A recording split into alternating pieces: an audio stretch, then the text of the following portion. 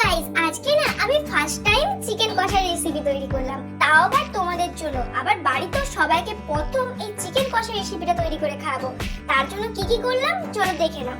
তো তোমরা যারা যারা এখনো আমার মতো মাংস রান্না একবার বাড়িতে করে কাউকে খাওনি, তারা বিশেষ করে এই ভিডিওটা দেখে নাও। সবার ফার্স্টে আলু আর পেঁপে ভেজে নাও, আর মাংসটা কিন্তু নুন হলুদ গুঁড়ো আর তেল দিয়ে ম্যারিনেট করে রেখে দাও।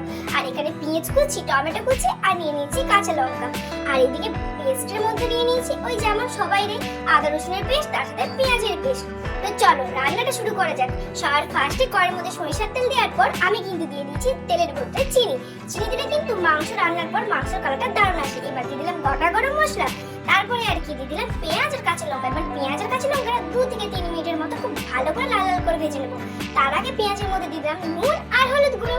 এবার পেঁয়াজটা খুব ভালো করে ভাজার পর এর মধ্যে দিব রসুন বাটা। আর রসুন বাটাটা একটু আগে দিলাম, তাহলে কিন্তু রসুনের যে কাঁচা গন্ধটা সেটা কিন্তু আর ছাড়বে না। এবার দিয়ে দিলাম পেঁয়াজ আর রসুনটা ভালো করে ভাজা হয়ে যাবার পর আদা আর পেঁয়াজের পেস্টটা। এবার এটাও মশলার সাথে খুব ভালো করে কষিয়ে এটার মধ্যে অল্প জল দিয়ে দেবো। আর মশলাটা কিন্তু খুব ভালো করে কষা যাবে না, কিন্তু রান্নাটা একদম ফুটে যাবে। তো এবার কি টমেটোটা দিয়ে দিলাম। টমেটোটা দিয়ে এবার এই মধ্যে যে গুঁড়ো মশলাগুলো দেবো চলো দেখে নাও। সবার ফার্স্টে একটা বাটি নিয়ে নিয়েছি, আর বাটির ভিতরে দিয়ে দিচ্ছি লঙ্কার গুঁড়ো, জিরের গুঁড়ো আর ধনের গুঁড়ো, আর তার সাথে দিয়ে দিয়েছি হলুদ গুঁড়ো। এবার এই জলটা গুলে ডাইরেক্ট এই মশলাটা কষাচ্ছিলাম সেটার মধ্যে দিয়ে দিলাম। এবার এর ভিতরে দিব অল্প পরিমাণে নুন, যাতে টমেটোটা খুব ভালো করে গলে যায়। আমি কিন্তু তোমাদের জন্য মাংসর রান্না অনেকবার তো মা করে দেখিয়েছে, রেসিপি দেখে দেখে পুরোটা শিখে গেছি। আর দেখছো মশলাটা কিন্তু খুব ভালো করে কষা হয়ে গেছে। আর দেখো 2 মিনিট পর মাংস থেকে খুব ভালো করে মশলা থেকে খুব ভালো করে তেল ছেড়ে দিয়েছে।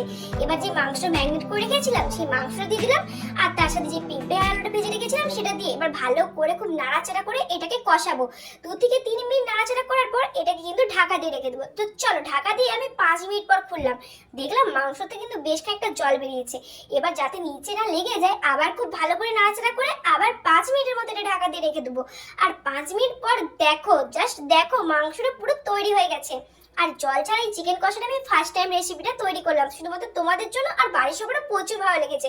তো আমি এখন মাংস দিয়ে ভাত খাই, তোমরা কিন্তু অবশ্যই চ্যানেলটা সাবস্ক্রাইব করো ভাই।